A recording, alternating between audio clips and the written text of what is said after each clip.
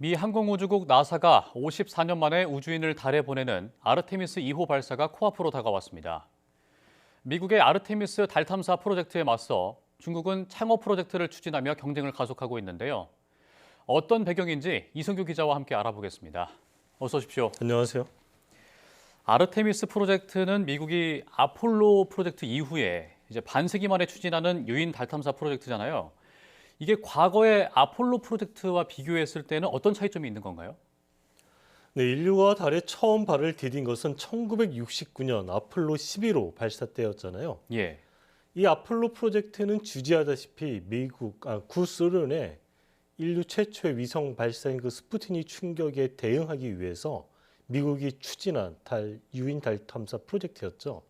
이 냉전 시대에는 군사 경쟁을 벌이던 미국과 소련이 우주 패권을 놓고도 경쟁을 벌였는데 당시에는 누가 먼저 달에 국기를 꽂느냐 이게 주요 관심 사항이었거든요. 예. 하지만 지금은 이제 각국이 기술 패권 경쟁을 벌이면서 이 달에 풍부하게 있을 것으로 추정이 되는 그 자원을 놓고 경쟁을 벌이는 성격이 강합니다. 그러니까 과거에는 좀 정치적인 목적이 컸다면 지금 좀 실내적인 목적이 크다 이렇게 볼 수가 있는 거죠. 예. 반세기도 더 전에 인류가 달에 갔었는데 여전히 달은 좀 미지의 영역으로 볼 수 있는데 달에는 구체적으로 어떤 자원이 있기 때문일까요?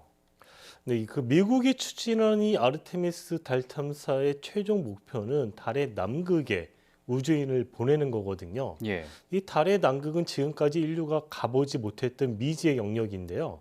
이 달의 남극은 지형이 상대적으로 험난하고 또 이게 달의 뒷면에 있어서 지구와의 통신도 원활하지 않거든요. 예. 이런 이유 때문에 지금까지 이제 미지의 영역으로 남았었는데 이게 이제 탐사하기엔 좀 어려운 여기 또 한 가지 문제가 이 태양빛이 잘 들어오지 않거든요. 달의 남극 이쪽은. 예. 그러다 보니까 영구 음영 지역이에요. 그래서 지금까지 탐사하기 좀 어려운 지역이었었는데 이 영구 음영 지역이다 보니까 여기에 좀 얼음이 많이 있지 않을까 그런 추정이 있었던 거죠. 이게 얼음이 많이 있다면 또 물이 있을 수 있다라는 반증이 되거든요. 예. 이 우주 탐사에서 물의 존재가 굉장히 중요한데 만약 이 달의 남극에 물이 있다면 이 물을 이용해서 나중에 이 달에다가 우주 기지를 건설하면 이 우주인들이 먹을 음료를 쓸 수도 있고요. 또 물을 분해하면 우리가 수소를 얻을 수가 있는데 이 수소를 그 로켓의 연료로도 활용할 수가 있거든요. 이런 측면에서 달의 남극이 새롭게 가치가 조명받고 있습니다. 네, 그렇군요. 근데 달 남극에 물뿐만 아니라 헬륨3가 존재한다는 얘기도 있던데 이건 또 어떤 자원인가요? 네, 이 헬륨3가 이 달의 또 남극에 풍부하게 매장돼 있을 것이다 이런 추정이 나오고 있는데요. 아직 상용화는 안 됐지만 이 핵융합이란 발전 기술이 있잖아요. 예. 이 헬륨3가 이 핵융합의 핵심 원료거든요. 그래서 이 헬륨3가 달에 있으면 굉장히 주목받고 있는 이유인데 이 헬륨3는 태양에서 나오는 고에너지 입자 흐름인 이 태양풍에 포함되어 있어요. 근데 이제 지구에는 대기하고 자기장이 있어갖고 이 태양풍 속에 있는 이 헬륨3를 차단을 해요. 그래서 지구에는 거의 존재하지가 않는데 예. 다른 지구와 달리 이 대기하고 자기장이 거의 없어서 이 태양풍이 거의 이렇게 표면에 쌓여 있을 것으로 추정이 되는 거죠. 그래서 이 헬륨3가 달의 남극에 많이 있을 것이다 이렇게 보고 있습니다. 예. 그런가 하면 또 이제 중국도 달의 남극에 눈독을 들이고 있다고 하던데 중국은 지금 어떤 프로젝트를 진행 중인 건가요?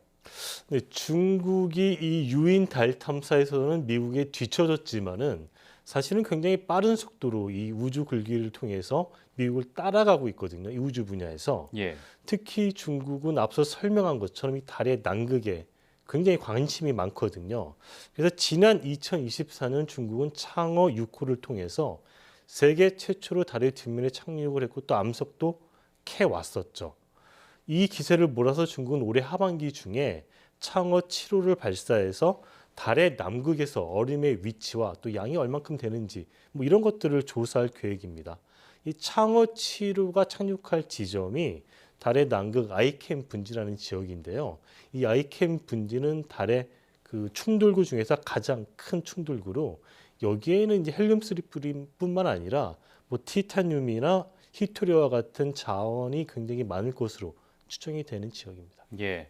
과거에는 미국과 구소련이 우주를 놓고 경쟁을 했다면 이제는 이제 중국과 미국이 우주를 놓고 경쟁하는 모습을 보이는데 미국과 중국 모두 지금 달에 사람이 거주할 기지를 건설하는 것을 최종 목표로 하고 있는 거죠? 네, 그렇습니다. 이 미국과 중국 모두 궁극적으로는 이제 달에 사람을 보내서 달의 기지를 만들어서 여기 좀 이제 사람들을 정착시키겠다. 그래서 요걸 바탕으로 또 화성에 사람을 보내겠다. 뭐 이런 원대한 계획을 가지고 있는데요. 네. 이 계획은 같은데 이 접근하는 방식은 조금씩 달라요. 그 나라별로. 예. 우선 미국은 이제 지구에서 뭐 생명 유지 장치나 뭐 통신 이런 전력 공급 장치를 다 만들어서 이걸 모듈 형태로 달에 보낸 다음에 달에서 이걸 조립하는 그런 방식이고요. 또 미국은 이 달 우주기지 건설에 앞서서 먼저 달 궤도에 이 정거장 성격의 루나 게이트웨이라는 걸 보내서 이걸 먼저 건설하겠다 이런 계획을 가지고 있거든요. 이 루나 게이트웨이 조금 이름이 낯선데 이게 이제 뭐 하는 곳이냐면은 이제 우주인이 여기 루나 게이트웨이에 머물면서 좀 정비를 할 수도 있고요. 또 지구에서 보낸 그런 모듈을 이 루나 게이트로 먼저 보낸 다음에 이 루나 게이트에서 또 달에 보내는 뭐 이제 그런 역할을 하는 쉽게 말하면 지구와 달 사이의 어떤 중간 거점 역할을 하는 곳이다. 이렇게 볼 수가 있습니다. 예. 반면에 이제 중국은 이렇게 미국처럼 지구에서 만들어서 보내는 게 아니라 달에 있는 토양을 가지고 뭘 만들겠다. 이런 계획을 가지고 있거든요.